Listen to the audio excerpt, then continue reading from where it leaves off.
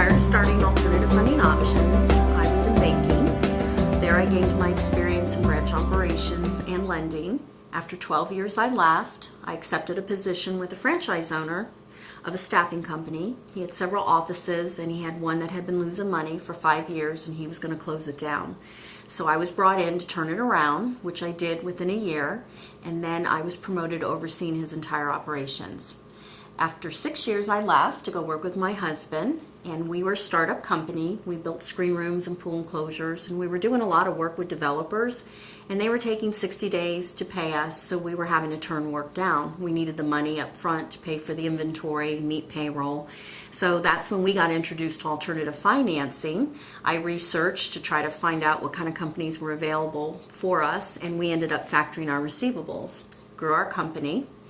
After I left the business, I accepted a position with a national finance company, and they only did financing of accounts receivable. But my customers would come to me and say, "Hey Cheryl, can you find me financing for, purchase orders or to buy inventory, equipment, and so forth?" So I would do that on the side for them to make sure they were getting with a good company and getting good rates and terms. And then I decided after 5 years to start my company. Alternative Funding Options, we help any size business find financing when they're not bankable. And the areas that we specialize in are for purchase order financing, accounts receivable financing or factoring, asset-based lines of credit, merchant advances, equipment leasing, inventory financing, and on commercial real estate for purchases, refinances, and cash outs. Pretty much alternative financing is just non-traditional financing. And where it fits in the world of finance is it's growing more popular because with the banks tightening up on their credit, more companies are having to find alternative solutions. Any type of company can benefit from alternative financing. Of course, you want to try to see if you can get approved for bank financing, but if not, then definitely alternative financing is the way to go. You could be a trucker, you could be someone in manufacturing, a distributor, a staffing company. You're going to come up with all kinds of needs, whether it's going to be for the receivable financing or for purchase orders. It might be to purchase a vehicle or equipment and so forth. Some examples of companies that have benefited from using alternative financing. There was a diaper distributor. She was a startup company, 6 months old, and she landed a very large contract with Costco.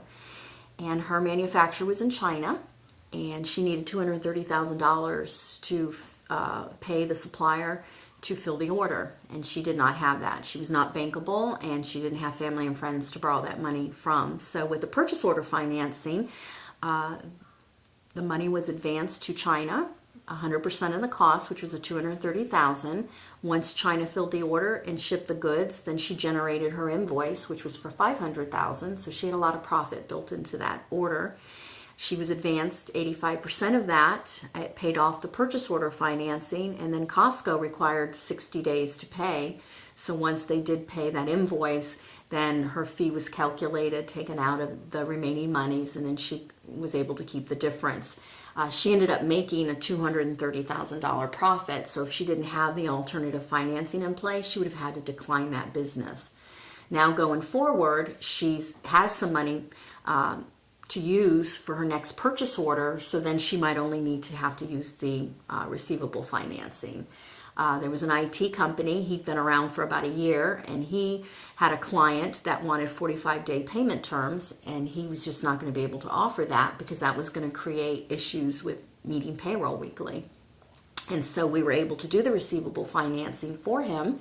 He got his money within 24 to 48 hours. He met his payroll, and this customer was generating about $500,000 a month in extra revenue for him, which amounted to $6 million a year.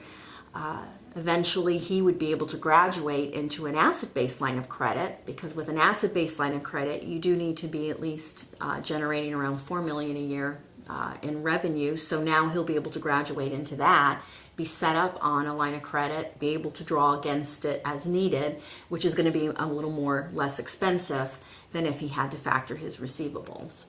And then there was a restaurant who had a flood, and the insurance only covered 80% of the cost. He could not open the restaurant until he got the rest of the work completed. He was able to advance on future sales of his Visa MasterCard, and he got 100% of what his monthly average was on that, which gave him the money to complete the work to open up the restaurant. And with the merchant cash advance, he just pays that back daily, a certain percentage of what his sales are, to pay that off. On the commercial real estate side, I had someone that had a note due with the bank, and the bank would not renew it because the last couple years he was just making enough money to cover the expenses of the marina and didn't really fit into the debt service coverage ratios that the bank require. So I was able to find him financing with a private lender. And because his FICO score was good and he had 50% loan to value, we were able to offer him 20-year amortization with a 7-year balloon at a 3.5% interest rate. Now, there are some myths regarding alternative financing. One being that it's just very expensive. Yes, it does cost more than bank financing, but it's not as expensive as some people might think. You really need to do your homework and make sure that you're shopping around and comparing what the different rates and terms are being offered out there. Some financing companies just have a straight rate. Others might have added on for credit checks or for processing fees, due diligence, and so forth. With the lenders, it all kind of centers around their verification and notification and collection, and the customer is concerned that their clients are going to think that they're having financial difficulty if they're using alternative financing. But what everybody needs to be aware of is that alternative financing has been around for 30, 40 years, and that everybody is pretty much very aware of what factoring is and asset-based lines of credit and so forth. So it is pretty standard, and it really doesn't give that perception. What companies need to be aware of is that there are some lenders out there that will take advantage of the situation of somebody needing to turn to them for alternative financing. So you do need to be able to make sure that you are getting referred to a reliable and credible funding source. You want to make sure that you're asking all the questions up front as far as, besides the factor fee, are there any other additional fees such as for credit checks, processing, due diligence, closing costs, etc. And then also when you get the contract, you really need to go through and read that contract or have an attorney review it for you, because unlike a bank where the banks do have to disclose all of those costs, it could be in an alternative financing's contract just a line that says that they have the right to charge additional fees. So if you don't catch it, you're going to need to ask, and that's the biggest thing, is just to ask them to put it in writing what the additional fees will be so that you have that. You can be a startup company, you can be a company that's been in business for a couple years, you could have losses, you could have bad credit. All the factor company is going to be concerned about is the credit worthiness of your customer. For receivable financing, again, that can be for a startup company or a company that's been around, and also you could have business losses, you could have bad credit. Again, they're just going to put emphasis on who your customer is that's going to be paying that invoice. With the receivable financing, that is pretty quick. You can get signed up within 5 to 7 business days. With the purchase order financing, that would take probably about up to 2 weeks to get that initiated. With an asset-based line of credit, that is for companies that have been around probably a couple years and generating at least $4 million a year in annual revenues. That's going to take longer to get set up, probably about 3 or 4 weeks. And they are going to probably look a little bit more at the credit. But if you still have bad credit and you have business losses, as long as you're able to explain why that is and that you've got a plan to have that turned around, then you can still qualify for an asset-based line of credit. With equipment leasing, you can be a startup, but they're going to rely heavily on, do you have other assets? What's your personal financial statement look like for you to be able to get that vehicle or equipment financed on that. Now, if you've been a company a couple years old and you've got a good FICO score and a track record, then you definitely can get financing. You can get it at the lower rates. For a company to qualify for an asset-based line of credit, that is going to be for companies that have been in business for a couple years. They're generating at least $4 million a year in annual revenues, and it's set up kind of like what a bank would for a revolving line of credit. It's based on your company's assets, so they would take a look at your monthly accounts receivables, what the average is monthly, and they'd loan against 85% of that. They would take a look at your inventory, what that value is, and maybe loan 50% of that value, and then they would take a look at your machinery and equipment, and then they would sign in a value to that, which is usually maybe the liquidation value. And they add up all those values, and that's what determines what your line of credit would be. What's great about it is a line of credit, so it's very flexible, so you as a business owner can draw against it, so it's going to actually be less expensive than if you had to factor your receivables or do purchase order financing. You would have access to that line, and you only get charged on what you draw against. When companies are researching alternative financing sources, as I mentioned before, you really do need to ask about the pricing. Besides the factor fee, there could be other hidden fees, as I had mentioned. So ask if there's going to be any upfront fees. Are there going to be any application fees? Are there due diligence fees? Will there be fees for closing costs, processing fees, credit checks, etc.? A lot of times these are not disclosed unless you ask those questions, and some factors might promote a very low factor fee, but then you find out that there are all these other additional fees that you have to add into that, and that could drive that pricing definitely up. You also want to check to see if there's going to be any volume requirements. A lot of financing companies will have monthly volume requirements, or they could have quarterly, or they could have it within a 12-month period of time. If you don't reach those volume requirements, there could be additional fees involved with that. You want to ask if there's going to be a contract term. A lot of financing companies will have you to 1-2-year terms, and if you want to break that contract prior, then there's an early termination fee.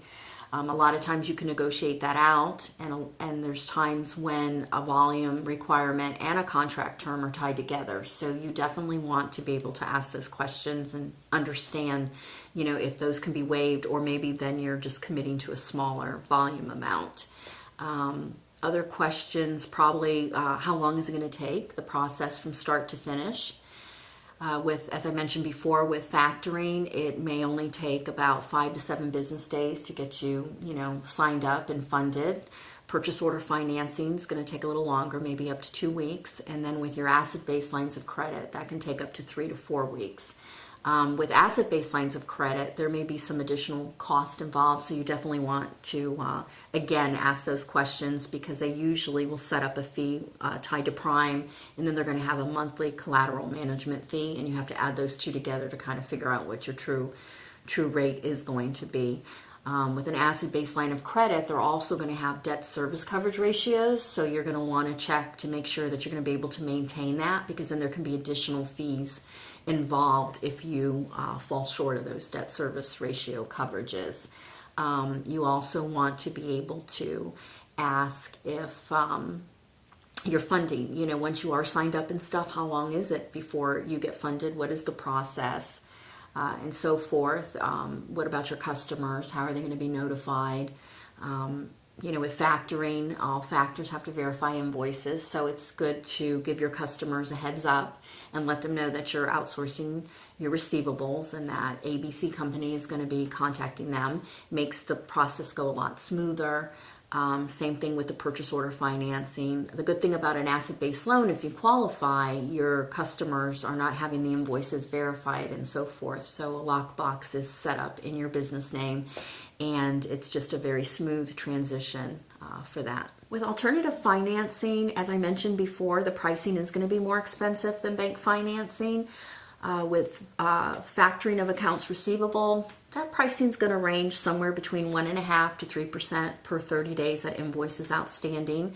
What you want to ask is, a lot of factors might set you up on a daily rate, 5 or 10-day rate, and that might be less expensive than being on a 30-day rate. So you really need to be able to take a look and figure out which clients are you going to be able to factor, and when do they normally pay, so that you can make sure that you are negotiating, the best rate possible.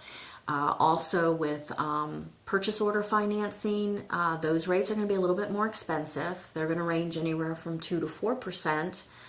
per 30 days that the money is outstanding. And then from there, it's going to be an every 10-day rate, which is usually around 1%. With the purchase order financing, besides that fee, they may have an upfront fee, or they may have a certain volume that you've got to hit monthly, or there'll be some additional fees on that end. With asset-based lines of credit, those fees, like as I mentioned before, are tied to prime. It could be anywhere from prime plus 2% on up to 3 or 4% per month, and then you're going to have that monthly collateral management fee or admin fee, and that can range anywhere from 0.20 on up to 1.5% per month.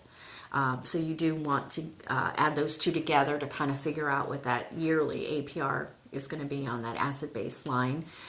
Then you're going to also want to check your debt service coverages, as I had mentioned before, because they'll probably have a fee tied to that.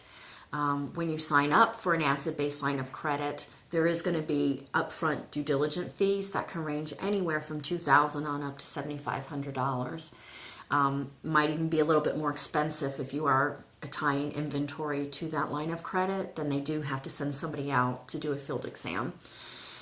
Also, you're going to have a 1% or 2% per year facility fee. So every year that line of credit renews, you're going to have that additional cost. So how does a company find these credible funding sources? You can work with a company like myself, Alternative Funding Options, or you can go to a trusted advisor such as a banker, a CPA, an attorney.